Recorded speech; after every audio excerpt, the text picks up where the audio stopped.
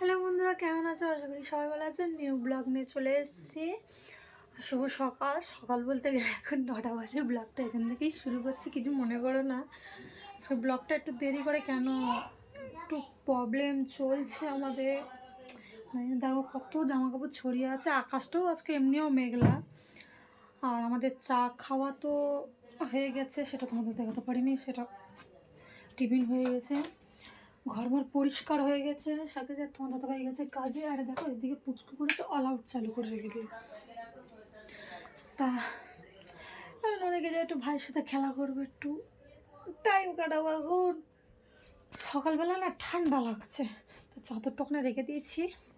অনেক ভিডিও দিয়ে চাদর দেখানো হচ্ছে, আর কি করবো বলো।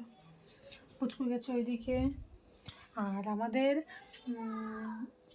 বলতে নেই যে আগে যেই ফ্রিজটা ছিল না, সেটা আমাদের খারাপ হয়ে গেছিলো। আর কি বলবো বলো, আর মন মেজাজ ভালো নেই, আর কিচ্ছু বলার নেই আমাদের।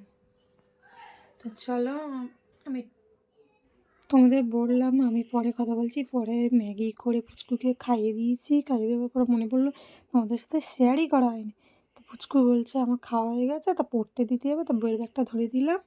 তো বললো টাটা, চলো ওখানে যে দেখা হবে। তা আমি না না, কথা হবে না, বন্ধুদের সাথে কথা বলতে হবে আমাদের, নাহলে আমাদের চলবে, আমাদের একটা ফ্যামিলি তো ওরা।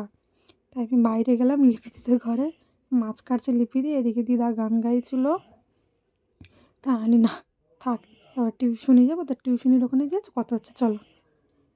তা দিয়ে আমি এখানে দিয়ে পড়ছে ওরা, আমি বসে আছি, কোনো কাজ নেই। তারপরে আবার ঘরে চলে এসে ভাত খাচ্ছি। ভাত খেয়ে অনেক রকম বকর বকর করছি। ওটা ছিল তোমার এঁচোড়ের তরকারি। চলো তা খেয়ে দিয়ে কথা হচ্ছে। খাওয়া হয়ে গেছে, তা আমি ওকে বললাম আমি খাওয়া হয়ে গেছে বন্ধুরা, তা তোমাদের সাথে আমি বললাম একটু ঘুমাবো, ঘুমিয়ে আবার তোমাদের সাথে একটু পরে কথা বলে তোমাদের সময় দেখা।